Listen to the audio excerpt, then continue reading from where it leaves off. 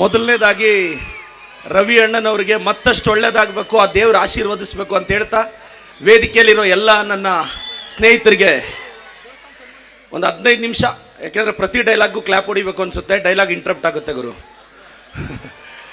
ಏನಿಯಾವ್ ಎಲ್ಲ ಮಂಡ್ಯದ ಜನತೆಗೆ ನಮಸ್ಕಾರ ಅಕ್ಕ. ಎಲ್ಲ ಯಂಗ್ಸ್ಟರ್ಸ್ ಇದ್ದೀರಾ, ಜೀವನದಲ್ಲಿ ಏನೋ ಸಾಧಿಸಬೇಕು, ಅಚೀವ್ ಮಾಡಬೇಕು, ಕಡ್ದು ಕಟ್ಟೆ ಹಾಕಬೇಕು ಅಂತ ಕನಸಿರುತ್ತೆ. ಏನಾದರೂ ಅಚೀವ್ ಮಾಡೋಣ ಅಂದರೆ ಅಭದ್ರತೆ ಬರುತ್ತೆ. 4 ಜನ ಮೆಚ್ಚೋ ಥರ ಬದುಕೋಣ ಅಂದರೆ 4 ಜನ ಸತ್ತು ಹೋಗ್ತಾರಲ್ಲ, ಆ ಕಾರಣಕ್ಕೆ ಯಾಕೆ ಅಚೀವ್ ಮಾಡಬೇಕು ಅನ್ಸ್ಬಿಡುತ್ತೆ. ಬಹಳಷ್ಟು ಜನ ಬ್ಯೂಟಿ ಇಲ್ಲ, ಸೌಂದರ್ಯ ಇಲ್ಲ ಅಂತ ಕೊರಗ್ತಾ ಇರ್ತಾರೆ. ನಾನು ಹೇಳ್ತಾ ಇರ್ತೀನಿ, ಐಶ್ವರ್ಯ ರೈ ಆಗಕ್ಕೆ ಅದೃಷ್ಟ ಇರ್ಬೇಕೇನೋ, ಮದರ್ ತೆರೇಸ್ ಆಗಕ್ಕೆ ಮನ್ಸಿದ್ರೆ ಸಾಕಲ್ಲ. ನೀವೆಲ್ಲ ಮದರ್ ತೆರೇಸಾ ತರ ಸೇವೆ ಮಾಡೋ ಮಟ್ಟಕ್ಕೆ ಬೆಳಿಬೇಕು ಅನ್ನೋದು ನನ್ನ ಆಸೆ. ಬಹಳಷ್ಟು ಜನ ಯುವಕ ಯುವತಿಯರಿಗೆ ಬದುಕೊಂದೊಂದ್ಸಲ ಬೇಜಾರಾಗುತ್ತೆ. ಬೆಳಗ್ಗೆ 9 ಗಂಟೆಗೆ ಸ್ಕೂಲ್ ಬೆಲ್ಲು ಬೇಜಾರು ತರಿಸುತ್ತೆ, ಅದೇ ಸ್ಕೂಲ್ ಬೆಲ್ಲು 4 ಗಂಟೆ ಖುಷಿ ಕೊಡೋದು ಗುರು. ಟೈಮಿಗೆ ಕಾಯ್ಬೇಕಷ್ಟೇ, ಟೈಮಿಗೆ ಕಾಯ್ಬೇಕು. ಬಹಳಷ್ಟು ಜನ ದಂಪತಿಗಳಿದ್ದೀರಾ ಸರ್. ಈ ಮದುವೆ ಅನ್ನೋದೊಂದು ಬ್ಯೂಟಿಫುಲ್ ಜರ್ನಿ.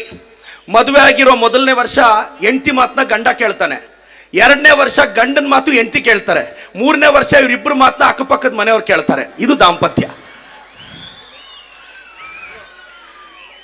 ಇದು ದಾಂಪತ್ಯ. ನಾನೆಲ್ರಿಗೂ ಹೇಳೋದಿಷ್ಟೇ, ಎಲ್ಲ ಯುವಕರಿದ್ದೀರಾ, ಬದುಕನ್ನು ಕಟ್ಕೋಬೇಕು ಅಂತಿದ್ದೀರಾ. ಜೀವನದಲ್ಲಿ ಗೆಲ್ಲೋದಿಕ್ಕೆ 3 ಫಾರ್ಮುಲಾ ಇದೆ. ಮೊದಲನೇದು ಧೈರ್ಯ ಇರಬೇಕು, 2ನೇದು ತುಂಬ ಧೈರ್ಯ ಇರಬೇಕು, 3ನೇದು ಭಾಳ ಇಂಪಾರ್ಟೆಂಟು, ಮೊದಲನೇದು 2ನೇದು ಮರ್ತೋಗ್ಬಾರ್ದು. ಗಟ್ಸ್ ಇದ್ರೇನೆ ಜೀವನದಲ್ಲಿ ಮೇಲೆ ಬರಕ್ಕೆ ಸಾಧ್ಯ. ರವಿ ಅಣ್ಣಗಾಗಲಿ ನಮ್ಮಂಥವ್ರಿಗಾಗಲಿ ರಾಜಕಾರಣದಲ್ಲಿ ಯಾವ ಆಸ್ತಿ ಅಂತಸ್ತು ಐಶ್ವರ್ಯ ಇತ್ತು ಅಂತ ವಿಧಾನಸೌಧಕ್ಕೆ ಹೋದ್ವಿ. ಗುಂಡಿಗೆ ಅನ್ನೋ ಗ್ರೌಂಡಲ್ಲಿ ಧೈರ್ಯ ಇತ್ತು. ನಾವೆಲ್ಲ ಸ್ಪೀಡ್ ಇರಬೇಕಾಗಿರೋದು ಎನ್ಫೀಲ್ಡ್ ಅಲ್ಲ, ಫೀಲ್ಡ್ ಅಲ್ಲಿ. ಆವಾಗಲೇ ರಾಯಲ್ ಆಗಿ ಬದುಕಕ್ಕಾಗೋದು ಅಂತ ನಂಬಿರೋರು. ಸುಮ್ನೆ ಗೆದ್ರೆ ವಿಕ್ಟರಿ, ಪಡಬಾರ್ದು ಕಷ್ಟಪಟ್ಟು ಗೆದ್ರೆ ಅದು ಹಿಸ್ಟರಿ. ನಾನೆಲ್ಲ ಇಲ್ಲಿ ಬಹಳಷ್ಟು ಜನ ತಂದೆ ತಾಯಿಯಂದ್ರೆ ಇದ್ದೀರಾ, ತಾಯಿಯಂದ್ರಿಗೆ ಒಂದು ಮಾತು ಹೇಳಬೇಕು. ಏನು ಸಂಬಂಧಗಳು ಬದಲಾಗ್ತಿದೆ ಸರ್. ಹಾಲಲ್ಲಿರೋ ಅಮ್ಮನಿಗೆ ಈಗೋ ಬಿಟ್ಟು ಐ ಲವ್ ಯು ಹೇಳೋಣ ಅಂದ್ರೆ ರೂಮಲ್ಲಿರೋ ಮಡದಿ ಮುನಿಸ್ಕೊಂತಾಳೆ ಅನ್ನೋ ಅಹಂ ಅಡ್ಡ ಬರುತ್ತೆ. ಏನು ಮಾಡೋದು? ಹಾಲಲ್ಲಿರೋ ಅಮ್ಮನ ಮುಖದಲ್ಲಿ ಸಂತೋಷ ನೋಡಿದ್ರೆ ರೂಮಲ್ಲಿರೋ ಮಡದಿ ಮುನಿಸ್ಕೊಂತಾಳೆ ಅಂತ ಯೋಚನೆ ಮಾಡದೆ ಯಾವ ಸಂಸಾರಗಳು ನೆಮ್ಮದಿಯಾಗಿರಕ್ಕೆ ಸಾಧ್ಯ ಇಲ್ಲ. ನಾನೆಲ್ಲ 1-2 ಮಕ್ಕಳಿಗೆ ಜನ್ಮ ಕೊಟ್ಟರು ಎಲ್ಲ ಪೋಷಕರಿಗೊಂದು ರಿಕ್ವೆಸ್ಟ್ ಮಾಡ್ತೀನಿ, ಸರ್ ಕ್ಲೀನಾಗಿ ಯೋಚನೆ ಮಾಡಿ. ನಿಮ್ಗೊಂದು ಮಗನೋ ಮಗಳು ಆದಮೇಲೆ ನೀವು 20-25 ವರ್ಷ ಒಳ್ಳೆ ಸ್ಕೂಲ್ಗೆ ಆಗಬೇಕು, ಡಾಕ್ಟರ್ ಮಾಡಬೇಕು, ಇಂಜಿನಿಯರ್ ಮಾಡಬೇಕು, CA ಮಾಡಿಸ್ಬೇಕು, US ಕಳಿಸ್ಬೇಕು. ನೀವು 25-30 ವರ್ಷ ಬದುಕೋದೇ ನಿಮ್ಮ ಮಕ್ಕಳಿಗೋಸ್ಕರ.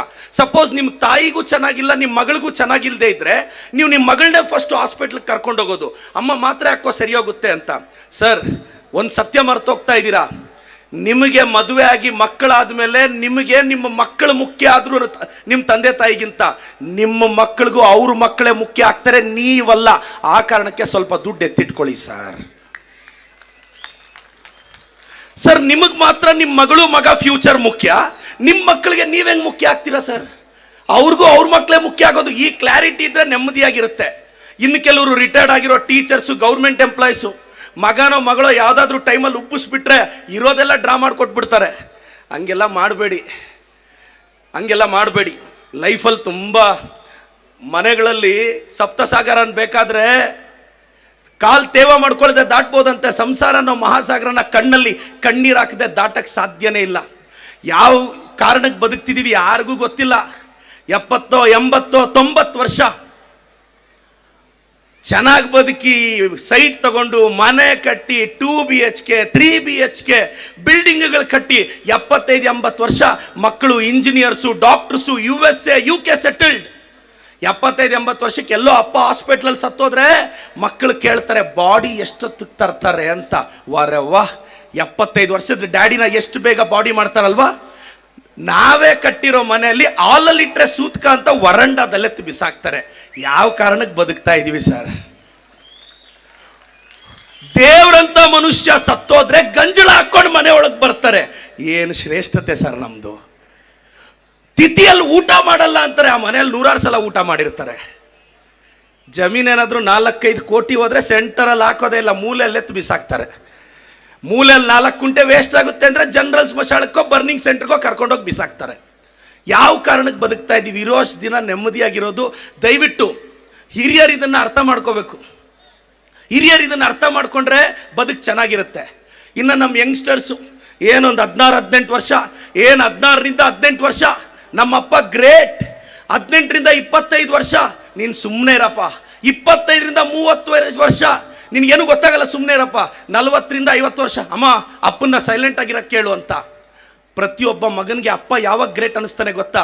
ನನಗೆ ನಮ್ಮ ಅಪ್ಪ ಗ್ರೇಟ್ ಅನ್ಸೋ ಅಷ್ಟೊತ್ತಿಗೆ ನನ್ನ ಮಗನಿಗೆ ನಾನು ರಾಂಗ್ ಆಗಿರ್ತೀನಿ ಸರ್, ಆವಾಗಲೇ ನಮ್ಮ ಅಪ್ಪ ನಮಗೆ ಗ್ರೇಟ್ ಅನ್ಸೋದು.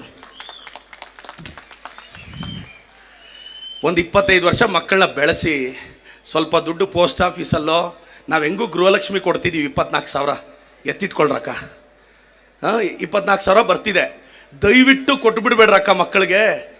ಅಕ್ಕ, ಒಬ್ಬ ಹುಡುಗನಿಗೆ ತಾಯಿ ಮುಖ್ಯನೇ ಹೆಂಡ್ತಿ ಮುಖ್ಯನ ಅಂದರೆ ಪಬ್ಲಿಕ್ ಸ್ಪೀಚಲ್ಲಿ ಡೈಲಾಗ್ ಹೇಳ್ಬೋದು, ಇಬ್ಬರು ಮುಖ್ಯ, ನನಗೆ ತಾಯಿನೇ ಮುಖ್ಯ ಅಂತ. ಆದರೆ 99% ಅವ್ರ ಇನ್ಕ್ಲಿನೇಷನ್ ಹೆಂಡ್ತಿ ಕಡೆನೇ ಇರುತ್ತೆ. ನಿಮ್ಗೆ ಭಾಳಷ್ಟು ಜನಕ್ಕೆ ಗೊತ್ತಾ ಸರ್, ಈ ಬ್ಯಾಚುಲರ್ ಹುಡುಗರು, ಮದುವೆ ಆಗದೆ ಇರೋ ಹುಡುಗರು ದೇವಸ್ಥಾನಕ್ಕೆ ಹೋಗ್ತಾರೆ, ಅಂಕಲ್ಗಳು ದೇವಸ್ಥಾನಕ್ಕೆ ಹೋಗ್ತಾರೆ. ಯಾಕೆ ಗೊತ್ತಾ? ಮದುವೆ ಆಗದೆ ಇರೋ ಹುಡುಗರು ದೇವಸ್ಥಾನಕ್ಕೆ ಹೋಗಿ ದೇವ್ರನ್ನ ಕೇಳ್ತಾರೆ, ದೇವ್ರೇ ಒಳ್ಳೆ ಹುಡುಗಿನ ಕೊಟ್ಟು ಮದುವೆ ಮಾಡು ಅಂತ. ಅಂಕಲ್ಗಳು ಯಾಕೆ ಹೋಗ್ತಾರೆ ಗೊತ್ತಾ ದೇವಸ್ಥಾನಕ್ಕೆ? ದೇವ್ರನ್ನ ಕೇಳಕ್ಕೆ. ಏನು ಕೇಳ್ದೆ ನೀನು ಏನು ಕೊಟ್ಟೆ ಅಂತ ಕೇಳಕ್ಕೆ ಹೋಗ್ತಾರೆ. ಎಲ್ಲ ಗಂಡಸರು ಚಪ್ಪಾಳೆ ಹೊಡಿತಾ ಇದ್ದಾರೆ. ಎಲ್ಲ ಯಂಗ್ಸ್ಟರ್ಸ್ ಇದ್ದೀರಾ, ದಯವಿಟ್ಟು ಪ್ರೀತಿ, ಪ್ರೇಮ, ಪ್ಯಾರ್, ಮೊಹಬ್ಬತ್, ಇಷ್ಕ್ ಒಂದು 18-20 ವರ್ಷಕ್ಕೆ ಬಂದಿದ ತಕ್ಷಣ ಅವ್ರು ಇಲ್ಲ ಅಂದರೆ ಸತ್ತೋಗ್ತೀನಿ. ಇನ್ನು ಕೆಲವರು ಹುಡುಗರು ಸ್ಯೂಸೈಡ್ ಮಾಡ್ಕೊತಾರೆ. ಏಯ್, ಒಬ್ಬ ಹುಡುಗಿನ ಪ್ರೀತಿಸೋದು ಅಂದರೆ ಅವಳಿಗೋಸ್ಕರ ಸತ್ತೋಗೋದಲ್ಲ ಮಗ, ಎಷ್ಟೇ ಕಷ್ಟ ಆದರೂ ಅವಳಿಗೋಸ್ಕರ ಬದುಕೋದಲ್ಲ. ಅದು ಪ್ರೀತಿ ಅಂದರೆ ಸ್ಯೂಸೈಡ್ ಮಾಡ್ಕೊಂಡು ಸತ್ತೋಗೋದಲ್ಲ. ಎಸ್, ಪ್ರೀತಿ ಅಂದರೆ ಬೈಕಿನ ಹಿಂದೆ ಖಾಲಿ ಇರೋ ಸೀಟ, ಪ್ರೀತಿ ಅಂದರೆ ಕಾಡುವ ಒಂಟಿತನಕ್ಕೆ ಉತ್ತರವ, ಪ್ರೀತಿ ಅಂದರೆ ಮನೆಯಲ್ಲಿ ಸಿಗೋದನ್ನ ಮತ್ತೆಲ್ಲೋ ಹುಡುಕುವ ಪ್ರಯತ್ನವ, ಪ್ರೀತಿ ಅಂದರೆ ಏನು? ಪದೇ ಪದೇ ಪ್ರೀತಿಸ್ಬೇಕು. ಸಾಧ್ಯ ಆದರೆ ಒಬ್ಬರನ್ನೇ, ಅದೇ ಅಸಾಧ್ಯ ಮಗ, ಅದೇ ಪ್ರಾಬ್ಲಮ್. ನಾನು ಎಲ್ರಿಗೂ ಹೇಳ್ತೀನಿ, ಎಲ್ಲ ತಾಯಂದ್ರಿದ್ದೀರಾ, ಅಕ್ಕ 2-3 ಜನ ಮಕ್ಕಳನ್ನ ಬೆಳೆಸಿ ಚೆನ್ನಾಗಿ ಓದಿಸಿರ್ತೀರಾ. ಭಾಳಷ್ಟು ಜನಕ್ಕೆ ಗೊತ್ತಿಲ್ಲದೆ ಇರೋದೇನು ಅಂದರೆ, ನಿನ್ನ ಫೇವ್ರೇಟ್ ಹೀರೋ ಯಾರು ಅಂದರೆ ಒಬ್ಬೊಬ್ರು ಒಂದೊಂದು ಹೆಸರು ಬರೀತಾರೆ, ನಿನ್ನ ಫೇವ್ರೇಟ್ ಹೀರೋಯಿನ್ ಯಾರಂದ್ರೆ ಒಬ್ಬೊಬ್ರು ಒಂದೊಂದು ಹೆಸರು ಬರೀತಾರೆ. ಈ ಸಲ ಸ್ಲ್ಯಾಮ್ ಬುಕ್ಕಲ್ಲಿ ಬರೀ ಮಗ, ನಿನ್ನ ಫೇವ್ರೇಟ್ ಹೀರೋ ಯಾರಂದ್ರೆ ನಿಮ್ಮ ಅಪ್ಪ ಅಂತ. ಯಾಕೆಂದರೆ ಆ್ಯಕ್ಟಿಂಗ್ ಮಾಡದೆ ಹೀರೋಯಿಸಮ್ ತೋರಿಸ್ದೋ ನಿಮ್ಮ ಅಪ್ಪ ಒಬ್ಬನೇ. ಅಡುಗೆ ಮನೇಲಿ ಬೆಳಗ್ಗೆ 5 ಗಂಟೆಗೆ ಎದ್ದು ಗ್ಲಾಮರ್ ಕಳ್ಕೊಂಡಿದ್ದಕ್ಕೆ ನಿನ್ನ ಬದುಕಲ್ಲಿ ಗ್ರಾಮರ್ ಬಂದಿದ್ದು ಅನ್ನೋದು ಬಹಳಷ್ಟು ಜನ ಮರ್ತೋಗ್ಬಾರ್ದು. ಬೆಟ್ಟದ ಮೇಲಿರುವ ದೇವರಿಗಿಂತ ಬೈದು ಬುದ್ಧಿ ಹೇಳೋ ಅಪ್ಪ ದೊಡ್ಡವನು, ಗರ್ಭಗುಡಿಯಲ್ಲಿರುವ ದೇವತೆಗಿಂತ ಜನ್ಮ ಕೊಟ್ಟ ತಾಯಿ ದೊಡ್ಡವಳು ಅಂತ ಎಲ್ಲರೂ ಯಂಗ್ಸ್ಟರ್ಸ್ ಯಾವತ್ತು ಅನ್ಕೊಂತಾರೋ ಆವತ್ತು ಜೀವನ ಚೆನ್ನಾಗಿರುತ್ತೆ. ನಾನು ಯಾಕೆ ಇಷ್ಟು ಮಾತಾಡ್ತೀನಿ ಗೊತ್ತಾ? ನಾನು ಚಿಕ್ಕ ವಯಸ್ಸಲ್ಲಿ ತಂದೆ ತಾಯಿನ ಕಳ್ಕೊಂಡವನು. ವಿಧವೆ ಬಾಧೆ ಏನು ಅಂತ ಮುತ್ತೈದೆಗೆ ಅರ್ಥ ಆಗಲ್ಲ ಅಕ್ಕ. ಏನೋ ಸಮಾಧಾನ ಮಾಡ್ಬೋದು, ಸುಮ್ಮನೆ ಇರಕ್ಕ, ಏನಾಗಲ್ಲ ಅಂತ. ತಂದೆ ತಾಯಿ ವ್ಯಾಲ್ಯೂ ಏನು ಅಂತ ಕಳ್ಕೊಂಡಂತ ನಮ್ಮಂಥವ್ರಿಗೆ ಗೊತ್ತಾಗುತ್ತೆ. ನಾನು ಹೇಳೋದಿಷ್ಟೇ, ಫ್ಯಾಮಿಲಿ ಅಂದರೆ FAMILY, father and mother, I love you ಅಂತ ತಂದೆ ತಾಯಿನ ನಾವು ಪ್ರೀತಿಸ್ಬೇಕು. ಸಾಧ್ಯ ಆದರೆ ಈಗೋ ಇಲ್ಲದೆ ನೋಡಿ, ಒಂದು 18-20 ವರ್ಷಕ್ಕೆ ಬಂದಿರೋ ಮಕ್ಕಳು ತಂದೆಗೆ ಹೋಗಿ ಪ್ರತಿಷ್ಠೆ ಅಡ್ಡ ಬಂದ್ಬಿಡುತ್ತೆ. ಹ್ಯಾಪಿ ಬರ್ಡೇ ಡ್ಯಾಡಿ ಅಂತ ಹೇಳಕ್ಕೆ ಮುಜುಗರ ಆಗುತ್ತೆ. ಸಂಪ್ರದಾಯನೋ ಇಲ್ಲ ಅಡ್ವಾನ್ಸ್ಮೆಂಟೋ ಗೊತ್ತಿಲ್ಲ, ಎಷ್ಟೋ ಮನೆಗಳಲ್ಲಿ ವಿಶ್ ಮಾಡೋಕ್ಕೆ ಹಿಂಜರಿತಾರೆ. ಯಾಕೆಂದರೆ ಬೆಳೀತಾ ಗರ್ಲ್ ಫ್ರೆಂಡ್ಗೋ ಬಾಯ್ ಫ್ರೆಂಡ್ಗೋ 12 ಗಂಟೆವರೆಗೂ ಎದ್ದಿದ್ದು ಫಸ್ಟ್ ವಿಶ್ ನಂದೇ. ಏನು ಮಾಡೋದು? ದಯವಿಟ್ಟು ನಾನೆಲ್ಲ ಯುವಕ ಯುವತಿಯರಿಗೆ ಹೇಳ್ತಾ ಇದ್ದೀನಿ. ಇನ್ನು ಭಾಳಷ್ಟು ಜನ, ಅಕ್ಕ ನಿಮ್ಮ ಮಕ್ಕಳು ಎಲ್ಲ ಚೆನ್ನಾಗಿ ಓದ್ತಿರ್ತಾರೆ ಅನ್ಕೋಬೇಡಿ. ಒಂದು ಸಲ SLC ಎಕ್ಸಾಮ್ ಈಗ ಹತ್ರ ಬರ್ತಿದೆ. ಇವನು ಈ ಅಕ್ಕಿ ಡಬ್ಬದಲ್ಲಿ ರಾಗಿ ಡಬ್ಬದಲ್ಲಿ ದುಡ್ಡು ಎತ್ತಿಟ್ರೆ ಇವನು ಎತ್ಕೊಂಡೋಗಿ ಖರ್ಚು ಮಾಡಿಬಿಡ್ತಿದ್ದಂತೆ. ಆ ಕಾರಣಕ್ಕೆ ಅವ್ರ ತಾಯಿ ಒಂದು ಐಡಿಯಾ ಮಾಡಿದ್ರು. 4-5 ತಿಂಗಳಾಯಿತು, SLC ಎಕ್ಸಾಮ್ ಮುಗಿದೋಯ್ತು. ಒಂದಿನ ಅವ್ರ ಅಮ್ಮನ ಕೇಳ್ದ, ಅಮ್ಮ ಲಾಸ್ಟ್ 4 ತಿಂಗಳಿಂದ ಜನವರಿ ಫೆಬ್ರವರಿ ಮಾರ್ಚ್ ಏಪ್ರಿಲ್ ಎಲ್ಲ ಹುಡುಕ್ತಾ ಇದ್ದೀನಿ, ಮನೇಲಿ ₹1 ಸಿಕ್ತಿಲ್ಲ, ಮನೆಯೆಲ್ಲ ಹುಡುಕ್ಬಿಟ್ಟಿದ್ದೀನಿ, ನೀನು ಎಲ್ಲಿಡ್ತಿದ್ದೆ ಅಮ್ಮ ಅಂದರೆ, ನೀನು ಟೆಕ್ಸ್ಟ್ ಬುಕ್ಸಲ್ಲಿ ಬಚ್ಚಿಡ್ತಿದ್ನೋ ಅದೊಂದೇ ನೀನು ಸರಿಯಾಗಿ ನೋಡದೆ ಇರೋದು ಮನೆಯಲ್ಲಿ ಅಂತ. ದಯವಿಟ್ಟು ಟೆಕ್ಸ್ಟ್ ಬುಕ್ಕಲ್ಲಿ ನೀವು ದುಡ್ಡಿಟ್ಟು ನೋಡಿ, ಅದು ಮ್ಯಾಥಮೆಟಿಕ್ಸೋ ಫಿಸಿಕ್ಸ್ ಬುಕ್ಕಲ್ಲೋ ಇಡಿ, ನಿಮ್ಮ ಹುಡುಗ ವರ್ಷ ಪೂರ್ತಿ ಸೇಫ್. ನವಿಲ್ಗೆರೆ ಬೇರೆ ಇಟ್ಟು ಇಡೀ ಪರವಾಗಿಲ್ಲ. ಒಂದು ನಾನು ಎಲ್ರಿಗೂ ರಿಕ್ವೆಸ್ಟ್ ಮಾಡೋದಿಷ್ಟೇ, ನಿಮ್ಮ ಜೀವನ ಚೆನ್ನಾಗಿರಬೇಕು ಸರ್. ಮಂಡ್ಯದ ಜನದ ಆಶೀರ್ವಾದ ನಮ್ಮೆಲ್ಲರ ಮೇಲೆ ಇದೆ, ನಮ್ಮ ರವಿ ಅಣ್ಣ ಮೇಲೆ ಇರಬೇಕು. ಅವ್ರನ್ನ ತಾವು ಮತ್ತೊಮ್ಮೆ ಆಶೀರ್ವದಿಸಬೇಕು. ನಾನೆಲ್ಲರಿಗೂ, ಪೋಷಕರಿಗೂ, ಮಂಡ್ಯದ ಜನತೆಗೆ, ಎಲ್ಲ ಯುವಕರಿಗೆ, youths R not useless but they are used less ಅಂತ. ನಾವು ಯಾರು ಯೂಸ್ಲೆಸ್ ಅಲ್ಲ. ಒಂದು ಮಿಡಲ್ ಕ್ಲಾಸ್ ಹುಡುಗರು, ಮಿಡಲ್ ಕ್ಲಾಸ್ ಹುಡುಗಿರು ಧೈರ್ಯವಾಗಿರಿ. ಮತ್ತೆ ಬಹಳಷ್ಟು ಜನ ಯುವತಿಯರು ಸೋಷಿಯಲ್ ಮೀಡಿಯಾದಲ್ಲಿ ಯಾವುದೋ ಒಂದು ಕೆಟ್ಟ ಪೋಸ್ಟ್ ಬಂತು, ಕೆಟ್ಟ ಕಾಮೆಂಟ್ ಬಂತು ಅಂತ ಕೆಲವರು ಹುಡುಗಿರು ಸೂಸೈಡ್ ಮಾಡ್ಕೊತಾರೆ, ಕೆಲವರು ಹುಡುಗಿರು ಡಿಸ್ಟರ್ಬ್ ಆಗ್ತಾರೆ. ತಾಯಿ ಒಂದು ನೆನಪಿಟ್ಕೊಂಡು, ನಿನಗೆ ಕ್ಯಾರೆಕ್ಟರ್ ಸರ್ಟಿಫಿಕೇಟ್ ಕೊಡಬೇಕಾಗಿರೋದು 4 ಗೋಡೆಗಳ ಮಧ್ಯೆ ನಿನ್ನನ್ನು ಕಟ್ಕೊಳ್ಳೋ ನಿನ್ನ ಗಂಡ ಹತ್ರ ಕೇಳು ಆ ಕ್ಯಾರೆಕ್ಟರ್ ಸರ್ಟಿಫಿಕೇಟ್ನ. ಕಿತ್ತೋಗಿರೋರ ಹತ್ರ ಎಲ್ಲ ಎಕ್ಸ್ಪೆಕ್ಟ್ ಮಾಡೋದು ತಪ್ಪಲ್ವಮ್ಮ. ಕ್ಯಾರೆಕ್ಟರ್ ಅನ್ನೋದು ನಿನ್ನ ಪರ್ಸನಲ್ ಅಸೆಟ್ ತಾಯಿ. Don't make it A public. ಯಾವನ ಹತ್ರ ಸೀನಿಯರು, ಜೂನಿಯರು, ಕ್ಲಾಸ್ಮೇಟು, ಫ್ರೆಂಡು, ಸ್ಟ್ರೀಟಲ್ಲಿ ಹೋದವನು, ಮತ್ತೆ ತಂದೆ ತಾಯಿನೂ ಅಷ್ಟೇ ಸರ್. ಎಲ್ಲದಕ್ಕೂ ಕಂಪ್ಯಾರಿಸನ್. ನೋಡು, ಅವ್ರ ಕಡೆ ನೋಡು, ಇವ್ರ ಕಡೆ ನೋಡು, ಅವನ ಕಡೆ ನೋಡು. ಸರ್, ಒಂದೇ ನನ್ನ ಕ್ವಶನ್, ಪಕ್ಕದ ಮನೆಯವನ್ನೋ ಬೀದಿಯಲ್ಲಿರೋನೋ ನೆಂಟ್ರನ್ನೋ ಕೇಳಿ ಮಗಳನ್ನ ಭೂಮಿಗೆ ತಂದಿದ್ರಾ? ಇಲ್ಲ ತಾನೆ. ಈಗ ಯಾವಾಗ ಸರ್ ಬೆಳೆಸೋವಾಗ ಪ್ರತಿಯೊಬ್ಬರಿಗೂ ಕಂಪೇರ್ ಮಾಡಿಡ್ತೀರಾ, ಪ್ರತಿಯೊಂದಕ್ಕೂ. ಮತ್ತೆ ನೋಡೋ, 98% ನೀನು ಇದೆಯಾ ಸರ್? ಹುಲಿ ಹೊಟ್ಟೆ ಅಲ್ಲಿ ಹುಲಿನೇ ಅಲ್ವಾ ಸರ್ ಹುಟ್ಟೋದು? ನಿಮ್ಮ ಹೊಟ್ಟೆಯಿಂದ ಬಂದವನಲ್ಲ ಸರ್. ನೀವು ಬೈದ್ರೆ ಹೆಂಗೆ? ಅದನ್ನ ಮರ್ತೋಗ್ಬಾರ್ದಲ್ಲ. ನೀವು ಹೇಳ್ತೀರಾ ಹುಲಿ ಹೊಟ್ಟೆಯಿಂದ ಹುಲಿನೇ ಬರೋದು ಅಂತ. ಒಂದ್ಸಲ ತಂದೆ ಮಗ ಕಾರಲ್ಲಿ ಹೋಗ್ತಾ ಇದ್ರಂತೆ. ಕಾರ್ 70 ಹೋಗ್ತಿದೆ, ಮಾರುತಿ.